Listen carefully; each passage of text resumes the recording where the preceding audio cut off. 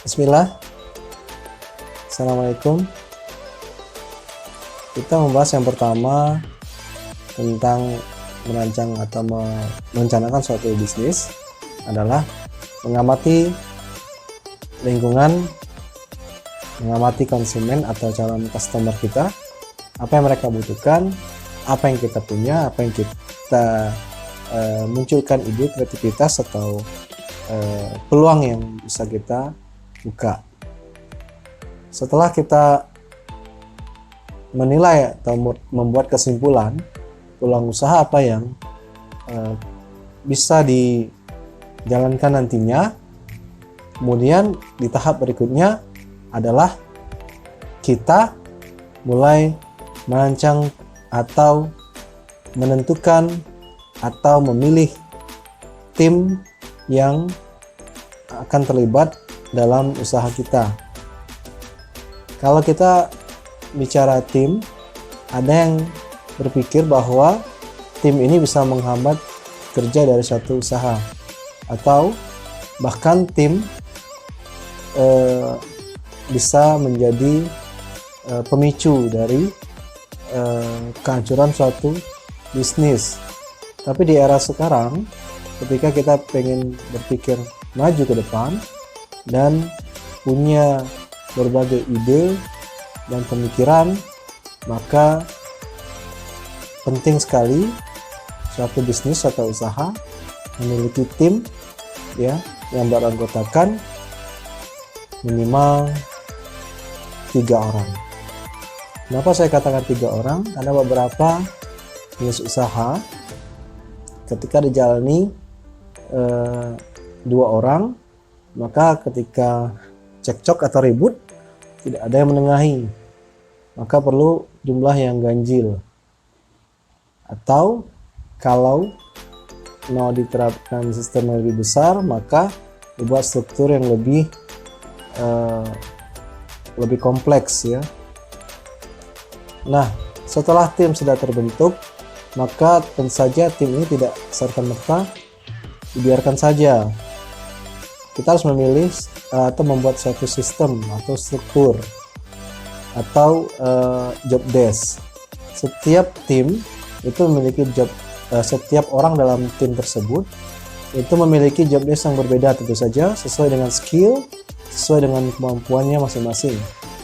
Nah, ada yang fokusnya mungkin secara garis besar, kenapa 3 orang? Maka biasanya ada satu yang bertindak sebagai pemimpin atau ketuanya, ada yang bertindak sebagai bagian keuangan, dan ada yang bertindak sebagai bagian yang lain-lain, misalkan tim kreatif atau marketing atau pemasarannya ya. Jadi bisa saling bantu juga, saling support tentu saja. Apalagi ketua itu harus bisa mengerti semuanya, bahkan tentu saja ketua harus terlibat langsung dalam tim ya.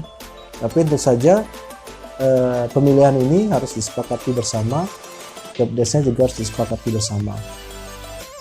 Setelah tim terbentuk, maka ke tahap berikutnya adalah kita mulai merancang konsep bisnisnya.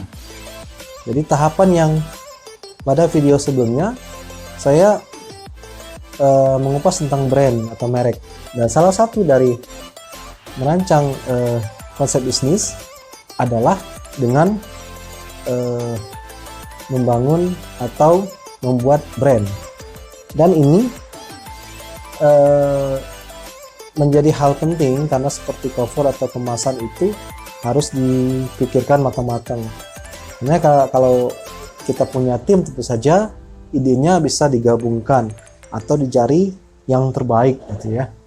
Nah, kalau merek atau brand tadi sudah ditemukan, maka tentu saja kita harus membranding dari usaha kita. Membranding usaha ini maksudnya adalah ya pada tahap ketiga ini merek atau brand yang sudah kita punya, yang saya bahas di video tadi sebelumnya, harus kita masukkan dalam rancangan awal atau gebrakan awal. Itu harus menunjukkan bahwa ke publik usaha kita ini namanya apa, konsepnya seperti apa, bisa dinilai dari merek atau brand tadi.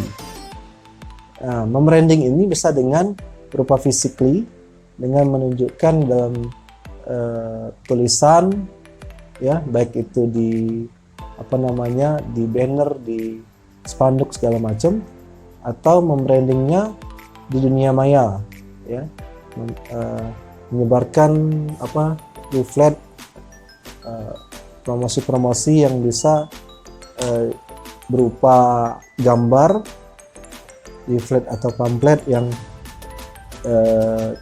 disebarluaskan di dunia maya, media sosial, atau melalui video promosi. Nah, salah satu konsep branding yang saya tekankan di sini dalam mata kuliah kewirausahaan adalah bagaimana kita membuat video promosi ini semenarik mungkin, sehingga ketika orang menontonnya itu punya closingnya atau diakhiri dengan semangat calon pembeli tadi untuk membeli produk kita.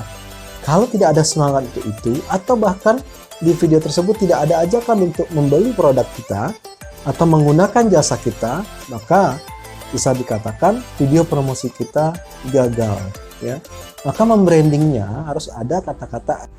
Baik, setelah selesai kita mengamati, kemudian kita membentuk tim yang solid, dan yang ketiga tadi adalah kita membranding usaha kita, maka langkah terakhir dalam mempersiapkan suatu usaha atau bisnis adalah dengan membuat rincian anggaran biaya yang kita butuhkan dan menjadwalkan tahapan demi tahapan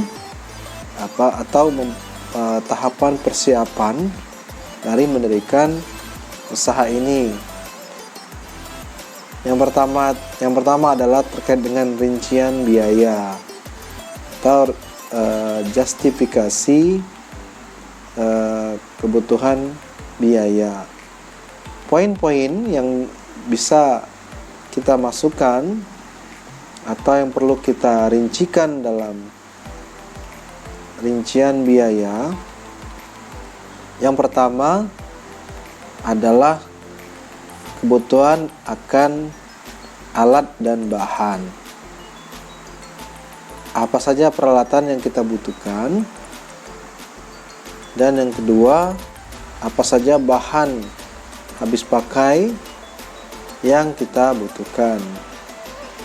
Kalau itu jasa, maka tentu saja juga membutuhkan alat dan bahan. Tidak mungkin tidak, pasti membutuhkan juga, ya, minimal ATK, ya, atau aplikasinya, atau perlengkapan seperti komputer, laptop, dan sebagainya. Dan biasanya poin terakhir yang ketiga, itu yang cukup krusial juga, adalah rincian lain-lain. Kebutuhan dana lain bisa saja meliputi kemasan, branding tadi, seperti yang saya jelaskan di poin ketiga, yaitu di persiapan branding, ya. Tentu saja ada anggaran dana yang kita butuhkan untuk membrandingnya, dan biaya promosi. Nah, di biaya promosi di era sekarang banyak sekali selebgram atau artis-artis yang biasa mengendorse produk, ya. Ada yang mengendorse-nya secara gratis dengan kita memberikan produk kita kepada mereka, atau yang memang dibayar secara profesional. Jadi berdasarkan berapa kali ditayangkan gitu, ya, melalui Instagram dia gitu, ya, atau melalui media-media sosial yang ada selebgram atau artis tadi yang berbicara tentang produk kita atau testimoni terhadap produk kita. Nah, setelah rincian biaya tadi kita hitung, ya, kemudian di tahap terakhir adalah kita menetapkan jadwal pelaksanaan dari rencana bisnis kita, mulai dari mempersiapkan semua alat dan bahannya, ATK-nya, perlengkapan, bahan-bahannya, dan juga mempersiapkan semua kebutuhan berupa skill yang lebih menjelaskan tentang job description dari masing-masing tim. Dan kita ketika masuk di bulan ketiga atau keempat dari perencanaan kita, usaha ini harus sudah bisa berjalan dengan baik. Jadi merancang jadwal tentu saja adalah seperti kita membuat time schedule dalam sebuah proyek, ya. Maka dalam time schedule dari perencanaan jadwal ini tentu saja dari tahapan persiapan yang awal sekali, dari nol sampai ke kapan produk ini bisa kita launching atau kita lemparkan untuk pertama kali ke pasaran. Tentu saja ketika semua perlengkapan, peralatan, bahan segala macam sudah ada dan punya kemasan atau punya branding yang kita lemparkan nanti ke pasaran, tentu saja setelah itu semua diselesaikan, maka produk kita itu sudah siap masuk ke dunia bisnis, ya. Apapun jenis usaha kalian, tentu saja bisnis atau wirausaha adalah suatu bidang pekerjaan yang keuntungannya atau penghasilannya tentu saja fluktuatif, dan kita harus siap. Kadangkala persiapan tadi itu tidak lengkap tanpa ada persiapan kelima. Apa itu? Yang mungkin tidak tertulis di beberapa buku referensi bisnis, yaitu mempersiapkan mental untuk bangkrut. Bagaimana menyiapkan mental untuk bangkrut? Nanti kita akan ulas di video berikutnya. Tentu saja saya tutup video ini dengan bahwa kita harus menyiapkan diri kita, mental kita untuk siap bersaing di dunia bisnis atau entrepreneurship di era 4.0, bahkan akan segera masuk ke 5.0. Makanya setiap usaha atau bisnis yang kita dirikan harus melihat pangsa pasar sekarang, harus melihat mekanisme dari atau karakteristik dari customer atau konsumen di zaman now, ya, zaman sekarang. Karena tentu saja ini akan mempengaruhi dengan cara mereka untuk memilih produk. Itu akan juga mempengaruhi bukan hanya cara memilihnya, tapi juga cara pembayarannya, gitu. Kemudian cara dalam kemudian mengordernya, gitu. Jadi bukan hanya kalau di tahap marketplace itu tidak cukup orang melihat seperti etalase, tapi bagaimana orang membayar itu pun juga sudah dipikirkan di era sekarang, membayar tanpa ketemu, gitu ya. Nah, ada istilahnya COD, gitu kan. Ada yang kemudian langsung ditransferkan di rekening bersama, gitu. Dan itu harus dikuasai atau kita harus siap untuk berbagai perkembangan teknologi ke depan. Tentu saja seorang pebisnis yang baik adalah dia tidak melawan arus dengan kemajuan teknologi. Justru dia harus ikut dalam perkembangan teknologi. Demikian bisa saya sampaikan. Semoga bermanfaat untuk kita semua, ya. Mohon maaf bila ada kesalahan, ya. Sukses untuk kita semua. Yakinlah kita semua bisa jadi orang sukses.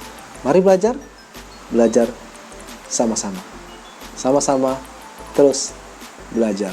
Assalamualaikum warahmatullahi wabarakatuh.